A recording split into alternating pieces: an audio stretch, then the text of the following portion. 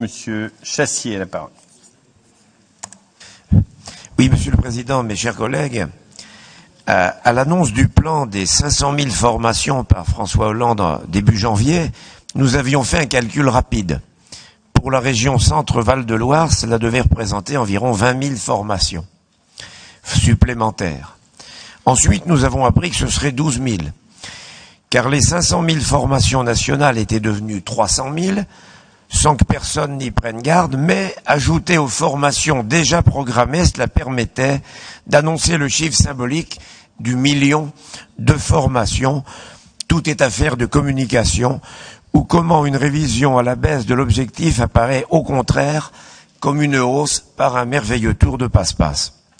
La deuxième question qui était posée était celle du budget, car cette mesure n'avait pas été intégrée à la loi de finances, et les régions ne pouvaient pas l'anticiper davantage, puisqu'elle n'était pas prévue au moment où nous avons préparé le budget de la région.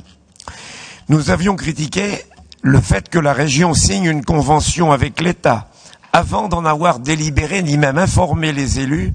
C'est pourquoi nous avons décliné l'invitation à la cérémonie officielle de signature en présence de Myriam El Khomri le 21 mars à Orléans.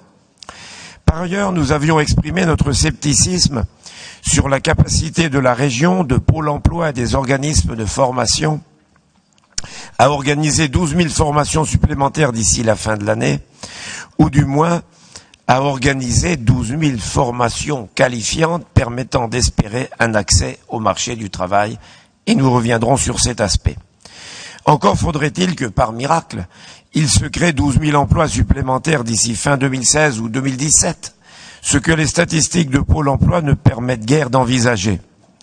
Il ne suffit pas de répéter que ça va mieux, parce que la conjoncture annonce un possible regain de croissance de quelques dixièmes de points, conséquence probable du quantitative easing aujourd'hui pratiqué par la BCE dans une fuite en avant, imitant en cela d'ailleurs la Réserve fédérale des États-Unis.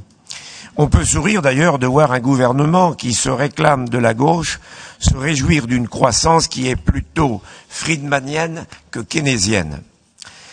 En réalité, beaucoup soupçonnent ce programme d'être d'abord un outil destiné à faire enfin baisser, fût-ce de façon artificielle, la courbe du chômage, afin que le président candidat puisse se prévaloir de ce résultat auquel il avait conditionné sa candidature. C'est pourquoi nous demeurons sceptiques sur l'efficacité réelle de ce plan, dont il conviendra de suivre attentivement la mise en œuvre. Mais nous craignons qu'au final, il y ait beaucoup de déceptions.